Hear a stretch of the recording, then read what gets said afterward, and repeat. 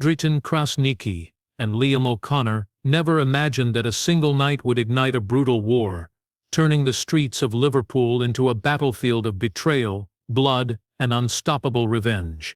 The Albanian gang arrived in Liverpool under the cloak of night, their convoy of black SUVs slipping silently through the industrial outskirts of the city.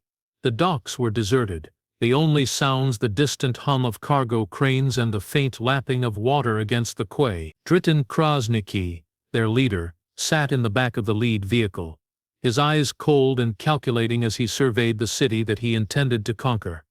He had come not for territory alone, but for power, reputation, and fear. Every step, every decision had been meticulously planned, yet he knew that the streets of Liverpool were not welcoming to outsiders, especially ruthless foreigners seeking dominance. The gang members moved with quiet precision as they unloaded their gear into an abandoned warehouse near the docks. Weapons, radios, and stacks of cash were arranged methodically, a silent testament to the seriousness of their mission. Dritan watched as his men, loyal and trained, prepared for the days ahead. He had spent months gathering intelligence, learning the routines of local gangs, understanding who was allied with whom, and identifying vulnerabilities. Now, it was time to act. By dawn, the presence of the Albanian gang had begun to stir whispers among Liverpool's underworld. Word traveled quickly. The local gangs had eyes and ears everywhere, and the arrival of these outsiders was not going unnoticed. In dimly lit pubs and smoky backrooms, conversations turned to speculation, unease, and ultimately, fear.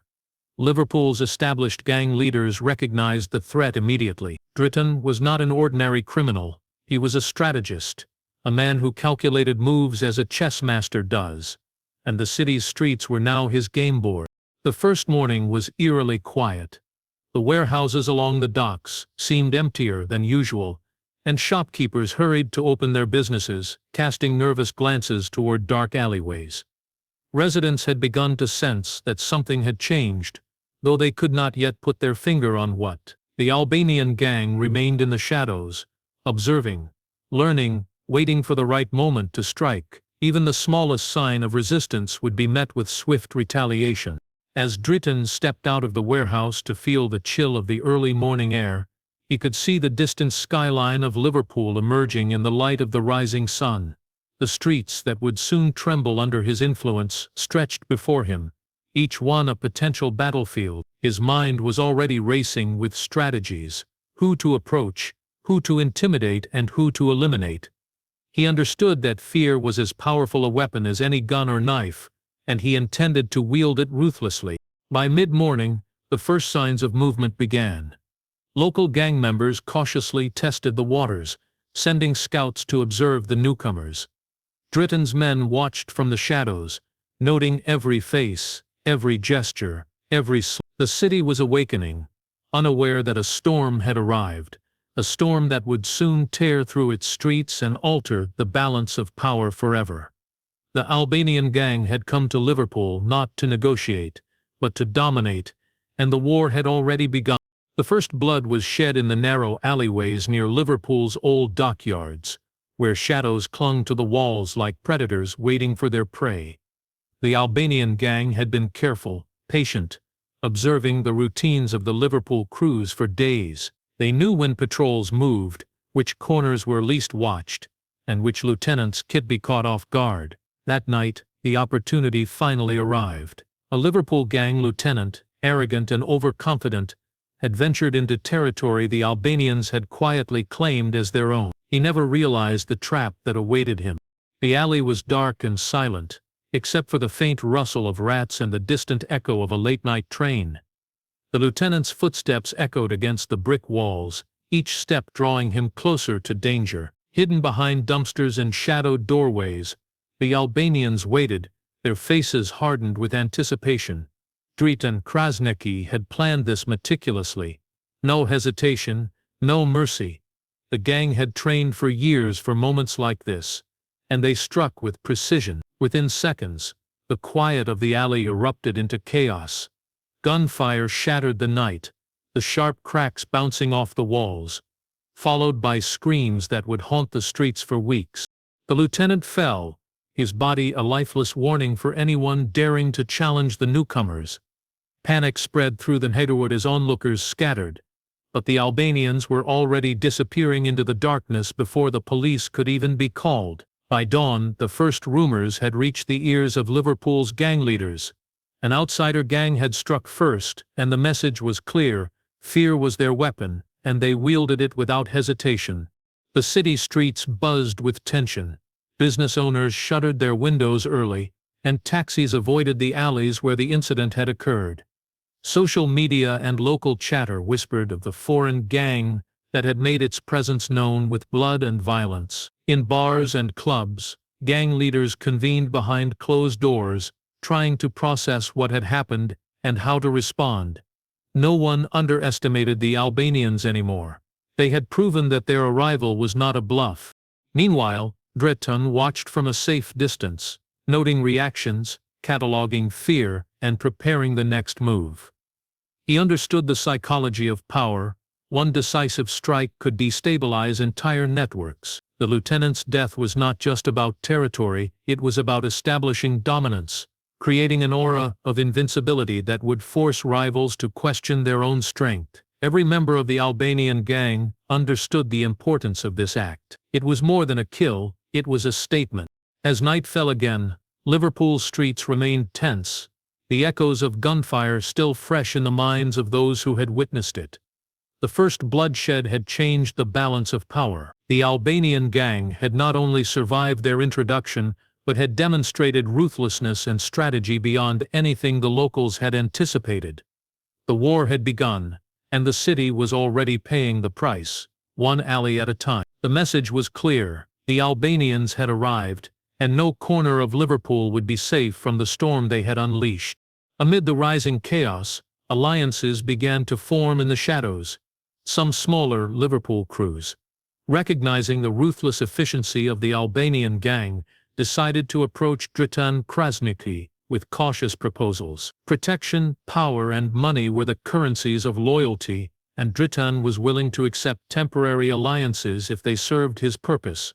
These arrangements were silent and secretive, made in dark corners of abandoned warehouses and hidden backrooms. Every handshake carried the weight of unspoken threats, and every nod masked potential betrayal. Trust was a fragile commodity in the underworld, and Dritan understood that better than anyone. But even as alliances were forged, betrayal lingered nearby. One Liverpool gang member, a quiet and calculating man named Callum Riley, had long harbored resentment against his own crew. He had been feeding information to the Albanians for weeks, meticulously recording movements, learning routines, and identifying weak points. He believed that siding with Dritan would secure his survival and perhaps even elevate his status once the city fell under Albanian control. Yet, in his mind, he underestimated the ferocity of a gang that demanded not only loyalty but unquestionable obedience. The city itself had begun to feel the tension. Streets once familiar now carried a sense of danger, the faint hum of anticipation vibrating through the air. Every corner, every alley, and every pub could hide eyes that watched and ears that listened. The Liverpool gangs were aware that an invisible war was underway, but they could not pinpoint where or when the next strike would hit. The Albanians moved like shadows, swift and silent, striking fear into anyone who dared resist them. Dritan's men were methodical, calculating, and utterly unrelenting, and the psychological impact of this unseen threat began to erode the morale of local gangs. As the days passed, sporadic skirmishes erupted in back streets and warehouses. The smaller Liverpool crews who had aligned themselves with Dritan began to see the price of their alliance. They witnessed firsthand the Albanians' brutal methods, the precision with which they eliminated anyone who crossed them. It became clear that loyalty was demanded, not negotiated. Even Callum, who had once thought he could manipulate events to his advantage, started to realize that Dritan's ambition knew no bounds. Every secret he thought he held could be uncovered at any moment, and betrayal carried immediate consequences. Dritan, observing from his hidden vantage points, catalogued every movement, every whisper, every misstep of the Liverpool gangs. Information was power, and knowledge was his weapon. He knew that the ultimate victory would not come from open battles alone, but from destabilizing his enemies from within, creating doubt, fear, and paranoia. The subtle manipulation of alliances, the quiet sowing of distrust, and the strategic elimination of threats were all part of a larger plan. By the end of the week, Liverpool's streets were transformed. Fear had become tangible, infiltrating conversations and affecting decisions. The city was still standing, but the foundations of its criminal networks had begun to crack. Alliances were formed and broken, betrayals executed with precision, and the Albanians had proven that their war was not merely physical, but psychological. The battle lines were no longer drawn by territory alone. They were drawn in the minds of those who dared to resist, and in the darkness of Liverpool, Dritan Krasniqi smiled, knowing the next phase of his plan was about to unfold, deeper and deadlier than before. Liverpool's streets burned with tension, a silent storm that no one could escape. Drive-by shootings, targeted beatings, and acts of sabotage became a daily reality, leaving residents paralyzed with fear. The city's once familiar neighborhoods had transformed into battlefields, where every corner, alley, and abandoned building could hide violence. The Albanians, under Dritan Krasniqi's command, moved like predators, striking with precision and vanishing before retaliation could arrive. Their message was clear: the streets belonged to those willing to wield power without hesitation. Businesses began shuttering early, their owners wary of the unpredictable chaos surrounding them. Shops that had been fixtures for decades now displayed boards over their windows, the smell of burnt rubber and lingering smoke filling the air from previous confrontations. The docks, once bustling with commerce, were now eerily quiet, with only the hum of distant machinery and the occasional echo of gunfire reminding everyone that the city had changed. Dritan's strategy was evident: control the territory through fear, leaving Liverpool's gangs and citizens alike uncertain of when or where the next strike would occur.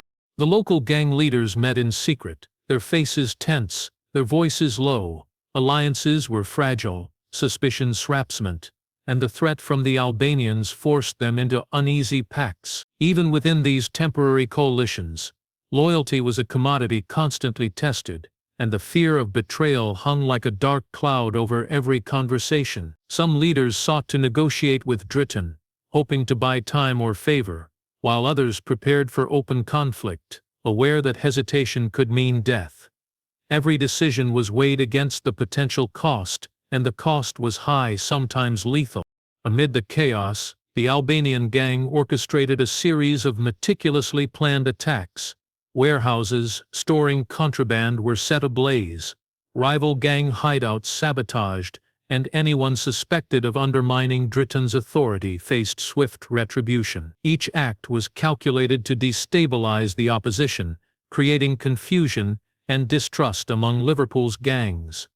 The Albanians' reputation for ruthlessness grew with each passing day, and fear spread faster than the flames consuming the city's alleys. For ordinary residents, life became a delicate balance of survival and caution. Parents kept children indoors, taxi drivers avoided certain streets, and even police officers patrolling the docks moved with heightened vigilance. The city's normal rhythm had been shattered, replaced by a tense anticipation that danger could strike at any moment. No one felt safe. Every shadow, every car, every passerby could conceal an assassin or an informant. Dritan Krasniqi observed all of this from his vantage points, studying the reactions of those around him. He understood that fear was more powerful than force alone. Each act of violence, each display of control reinforced his dominance and destabilized the opposition. The war was no longer just about territory. It had become psychological, a battle for the minds of those living in Liverpool. His strategy was unfolding perfectly.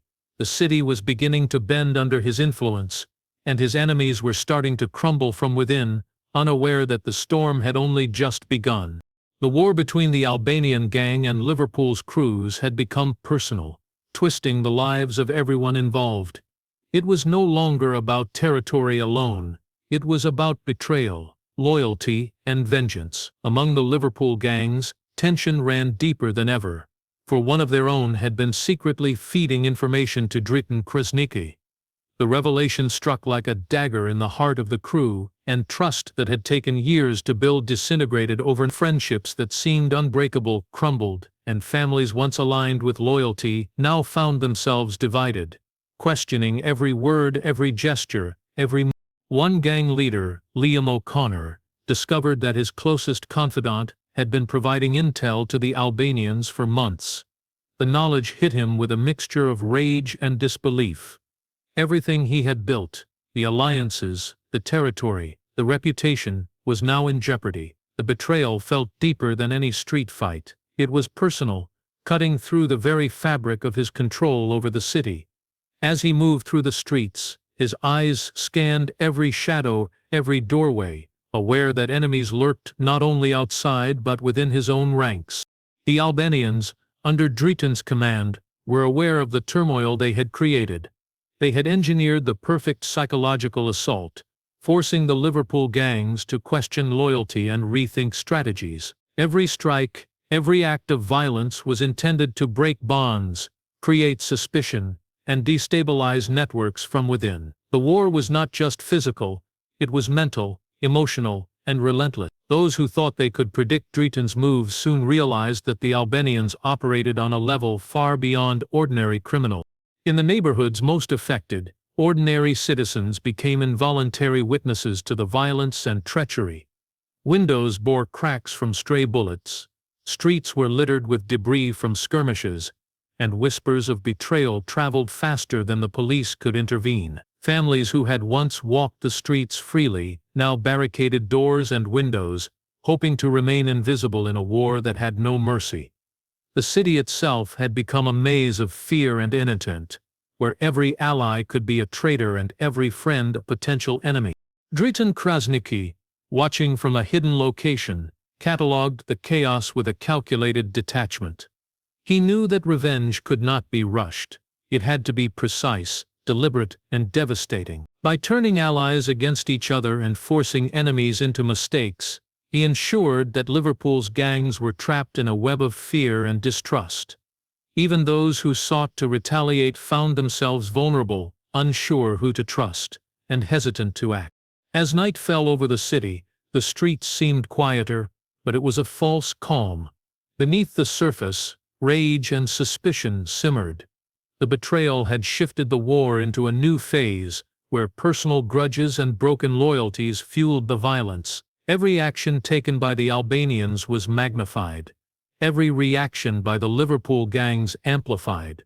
The war was no longer just about control, it was about dominance, revenge, and proving that in this brutal game, betrayal would always carry a deadly price. Dritan Krasniqi's plan reached its apex in an abandoned warehouse on the outskirts of Liverpool, a location chosen with meticulous care. The Albanians knew every inch of the area, every shadow and hidden passage, while the Liverpool gang leaders believed they were entering for negotiation, unaware of the trap that awaited them. The air was thick with anticipation, and the warehouse seemed almost alive, echoing the footsteps of men walking into a carefully orchestrated nightmare. Dritan's men positioned themselves silently, weapons ready, eyes scanning for the slightest movement. The Albanians had perfected patience, and this was the moment it would pay off. As the Liverpool gang leaders arrived, a false sense of security hung over them. They thought they were attending a discussion to settle differences, perhaps negotiate a temporary truce. But the Albanians had long abandoned any notion of compromise. Every entrance, every exit, and every vantage point had been controlled. Dritan watched from the shadows, his expression unreadable, calculating the precise moment to unleash chaos. He understood that a single decisive strike could shift the balance of power permanently, eliminating key players and cementing fear among the survivors. The ambush began with swift, brutal efficiency. Shots rang out like thunder, ricocheting off the warehouse walls, followed by shouts, screams, and the sounds of men falling. The Liverpool gang leaders had no time to react. They were disoriented, unprepared for the ferocity of the assault. Panic erupted instantly, and in the chaos the Albanians moved methodically, neutralizing every threat with surgical precision. It was not merely violence, it was strategy, executed with deadly expertise. The streets outside would soon hear the repercussions, but inside, Dritan's vision was coming to life exactly as planned. Those who survived the initial wave scrambled toward exits, only to find themselves trapped or facing further resistance. Every attempt to regroup was met with brutal counteraction. The Albanians had anticipated every movement, leaving no chance for escape. The warehouse became a crucible of fear and death, a stark demonstration of Dritan's dominance and tactical genius. By the time silence fell, key lieutenants of the Liverpool gangs lay lifeless, their ambitions extinguished in an instant. Outside, the city remained unaware of the scale of the bloodshed. But the repercussions were immediate. Rumors spread like wildfire, fear gripping every street corner, pub and back alley. Liverpool's gangs realized that the Albanians were no ordinary rivals. They were ruthless strategists who could strike anywhere, anytime, leaving devastation in their wake. The ambush shattered any illusion of control that the Liverpool gangs had maintained, forcing them to reconsider alliances, loyalties, and strategies in the face of an enemy who demanded not only respect but unquestioned obedience. Dritan Krasniqi emerged from the shadows as dawn approached, surveying the aftermath with a calm detachment. The war had escalated beyond physical confrontation. It had become a psychological siege. The surviving Liverpool gang members would carry the terror of the warehouse ambush with them for the rest of their lives, their confidence shattered, their leadership questioned, their city's streets trembling under the weight of fear. The Albanians had sent a clear, unmistakable message. Resistance would be met with annihilation, and the path to dominance was paved in blood. The war had already torn through Liverpool's streets, leaving a trail of chaos, fear, and blood. But secrets ran deeper than anyone had imagined. As the dust settled from the warehouse ambush, hidden alliances, betrayals, and old grudges began surfacing, changing the dynamics of the conflict entirely. Liverpool's gang members realized, often too late, that the threat they faced was not only external but internal. Every gesture, every glance, every whispered conversation carried the potential for deadly consequences. Dritan Krasniqi had mastered the art of psychological warfare, and now he watched as paranoia spread like wildfire among his enemies. Whispers of betrayal had reached the ears of Liam O'Connor and other Liverpool leaders, sending shockwaves through their ranks. Friends who had stood side by side for years were now suspect. Each meeting, every discussion, became a tense gamble, for anyone could be an informant. Anyone could be feeding intelligence to the Albanians. Distrust festered, and old grudges resurfaced, amplified by fear. The Albanians had taught the city a lesson. Loyalty was fragile, and betrayal could be fatal. Every survivor of the warehouse massacre now questioned their allies, wondering who had survived and who might turn against them next. Dritan exploited this fear with calculated precision. He ensured that fragments of information leaked at strategic times, revealing partial truths and sowing further doubt. Some Liverpool gang members discovered that trusted lieutenants had been secretly aligned with the Albanians, but the details were murky, leaving room for suspicion and panic. The Albanians' influence extended far beyond their immediate actions. They controlled the narrative, shaping fear and uncertainty in ways that struck as deeply as bullets. As the city descended further into tension, minor skirmishes broke out between rival factions within Liverpool itself. Old rivalries, previously held in check, erupted in sudden violence. Streets became unpredictable battlegrounds, where past alliances no longer mattered. Shopkeepers and ordinary residents were caught in the crossfire, witnessing once trusted neighbors clash violently, leaving bloodied streets and shattered windows in their wake. The Albanians, for their part, observed from hidden vantage points, letting the chaos weaken their enemies while conserving their strength for the decisive moments. Information, as always, was power. Dritan carefully monitored who moved, who spoke, and who faltered under pressure. The Albanians had become an invisible force, manipulating events from the shadows, forcing the Liverpool gangs to make mistakes and to act irrationally. Even those attempting to plan counterattacks found themselves paralyzed, unsure who could be trusted. Paranoia became their greatest enemy. The very streets they had once controlled were now filled with unseen eyes, silent traps, and invisible threats, turning allies into potential enemies. By the time night fell, Liverpool was a city gripped by fear, uncertainty, and vengeance. The war was no longer only physical, it was mental, emotional, and strategic. Secrets had been revealed, and the truth was more dangerous than anyone could imagine. The Albanians had shifted the battle from open conflict to psychological dominance, leaving their enemies fractured and vulnerable. In the darkness, Dritan Krasniqi prepared for the final stage of his plan, knowing that when the decisive confrontation came, the Liverpool gangs would be weaker, divided, and already defeated in mind long before they faced him in body. The city of Liverpool awoke to a quiet unlike any it had known in months. The streets, once alive with tension, now bore the heavy silence of aftermath. Fires had burned themselves out. Alleyways were littered with debris and shattered glass, and the faint stench of smoke lingered in the air. The Albanian gang had emerged from the shadows victorious, but the cost had been high, even for them. Every strike, every calculated ambush, had reshaped the underworld, leaving only the strongest or the most ruthless standing. The streets were scarred, but Dritan Krasniqi's dominance was absolute, a testament to meticulous planning, patience, and brutality. Survivors of the Liverpool gangs wandered through the wreckage, their morale shattered, and their numbers decimated. Trust had been obliterated, allies had fallen, betrayals had been exposed, and every step carried the threat of sudden death. The psychological toll of the war weighed heavily on those who remained. Some fled to the outskirts of the city, hoping anonymity would protect them, while others attempted to regroup, only to realize that the Albanians had anticipated their every move. Dritan had not just won battles, he had won the minds of his enemies, turning fear into a weapon more potent than any gun. Dritan walked through the empty streets, his presence commanding, yet almost invisible in the early morning light.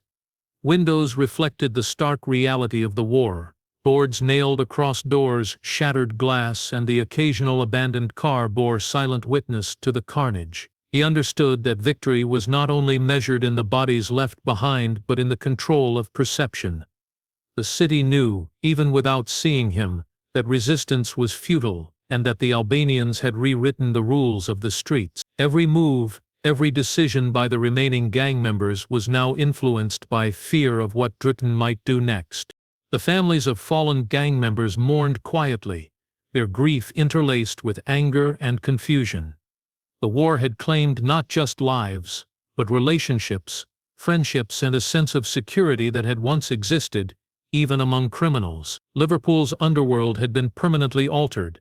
The Albanians were no longer outsiders, they were the standard against which all others would be measured. Dritan's name carried weight, whispered with both reverence and terror, and even those who had never encountered him personally understood the consequences of defiance. As night approached, the streets remained eerily calm. The Albanians had accomplished more than domination. They had instilled obedience through fear, leaving rivals fractured, scattered, and uncertain of the future. The city's rhythm had changed, the familiar pulse of life replaced by cautious silence. Even the police, who had tried to intervene, found themselves reacting to events rather than controlling them. Dritan Krasniqi had transformed Liverpool into a city under his command, where every shadow could conceal danger and every corner could be a reminder of the Albanians' reach. Though victorious, Dritan knew the war was never truly over. The streets had been won, but fear had to be maintained, power had to be displayed, and threats had to be managed. For now, silence reigned, but it was a fragile calm, and the city knew that beneath it, the Albanians' dominance would continue to shape every alley, every neighborhood, and every heartbeat. Liverpool had survived the war, but it had been forever changed, a city scarred by violence, deception, and the unstoppable force of Dritan Krasniqi and his Albanian gang.